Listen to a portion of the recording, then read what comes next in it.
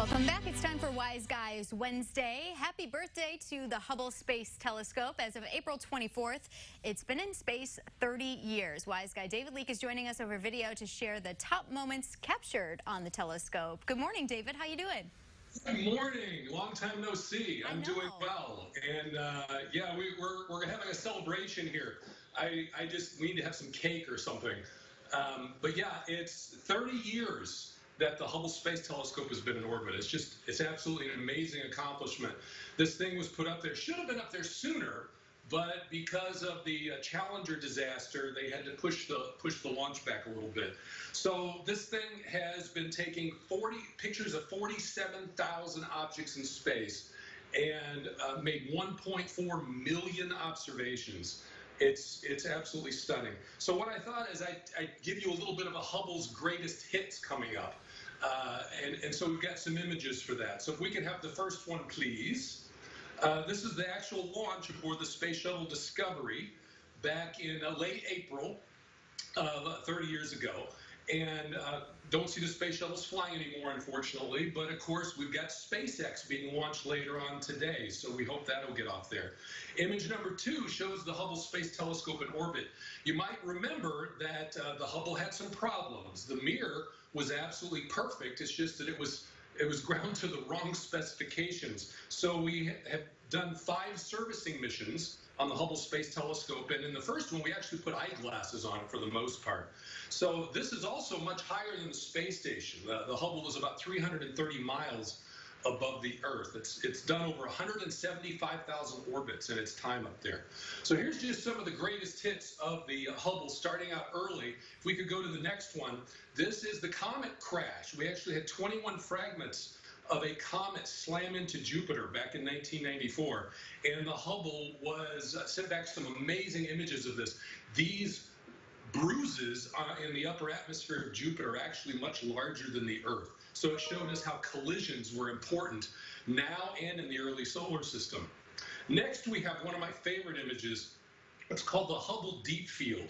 They actually took a picture of a small portion of the sky. And to give you an idea how small, if you stood 75 feet away and held up a dime, if you think of how big that would look, that's the size of the sky. And there wasn't anything there as far as we knew. And we saw over 1,500 galaxies. So except for that star that you see with the spikes, everything else is a star system of millions and billions of stars. It's just absolutely amazing. Next, we have something that the general public may not have heard about. This is called a Gammaray Burst. These things are explosions that are really the largest explosions that we have in the entire universe. Just in a matter of seconds, this thing can give off as much energy as the sun in its entire lifetime. There's about 11 of these a day, but the Hubble was able to image some of these blasts, and now we think that they have to do with star collapses in very distant galaxies. Next, one of the Hubble's biggest discoveries was just the age of the universe. We could actually measure the expansion of the universe. The universe is getting bigger, which makes me wonder why I don't have any more closet space. But still, it's getting bigger. And if you run the movie backwards, we now think that the universe got going about 13.8 billion years ago. The next image is not actually a Hubble image, to be honest. I want to make sure that's clear. It's an artist's conception. But back in the early 2000s, Hubble was able to actually take measurements of the atmosphere of another planet. It measured sodium in a planet around a sun-like star about 150 light years away. And even though the Hubble hasn't discovered most of them, we've found over 4,200 planets up there as of last night. So that's really exciting stuff. Next, it seems like all kids love black holes. So here we have the black hole that's at the heart of a galaxy called M87, and it's about 50 million light years away. And observations such as this have showed us that really a lot of galaxies have got these supermassive black holes at their heart. So there's a jet emanating from the center of this one, and Hubble got a great picture of it. Next is something that's really strange. Hubble was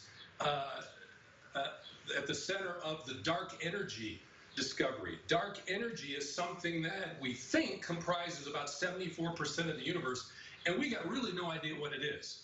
But the expansion we thought was going to slow down and the universe would start to collapse some. But it's actually accelerating. So something is making the universe accelerate.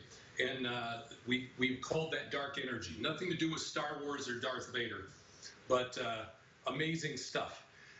Next, Hubble was at the center of looking at the lifetimes of stars. And this is the death of a star. We think our sun might end up something like this. The star in the middle here has not exploded, but it really has more of sneezed. And it's thrown off its outer layers. And you see lots of different dust rings in this. And there's a disk at the center, which is causing these jets to go out to either side. This is called the Egg Nebula. Next, we've got places where stars are born. This is at the center of the Orion Nebula, which you can see this in the Sword of Orion in the winter sky with a pair of binoculars. And look at the detail in this. At the inside of this cloud, we've actually found numerous sites where there are stars with what are called protoplanetary disks surrounding them. That's solar systems in the process of formation. And you can't talk about star birth without looking at our next image. This is something you can see in the summer sky, but it won't look quite like this. This made all the news wires when it came out. It's part of the Eagle Nebula, and it's called the Pillars of Creation. And at the very tips of some of those little branches that you see there are places where stars are in the process of forming. So we can actually look at star birth. It takes a long time. You can't really see a star being born, but we can see the spots where they can be born. Next picture is also a strange one, but the Hubble was at the center of this discovery. That's dark matter.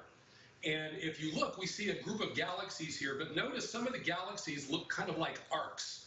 And what's happening is the mass is bending space and acting like a lens for a galaxy that is farther away.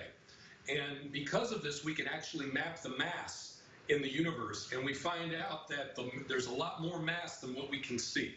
And we didn't know what to call it, so it's called dark matter.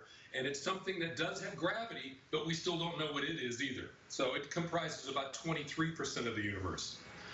Just two more left. The next one, we've got the ultra deep field. This was actually looking farther into space. If you can imagine taking a picture, like 800 exposures over a long length of time and putting them all together, you see this. Some of the smallest dots here are galaxies that were born only about 800 million years after the universe got put together. And when you look into space, you look back into time. And so these are very, very young galaxies. And lastly, we leave you with the 30th anniversary picture from the Hubble Space Telescope. This is called Cosmic Reef. This is actually a little satellite galaxy that is kind of hanging out with our Milky Way. It's about 163 million light years away.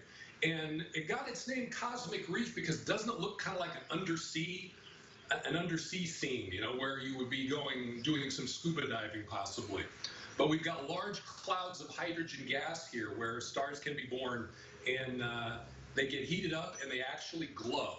And that's what we're seeing here. It's wonderful sight. Now, I couldn't do all the Hubble pictures, obviously.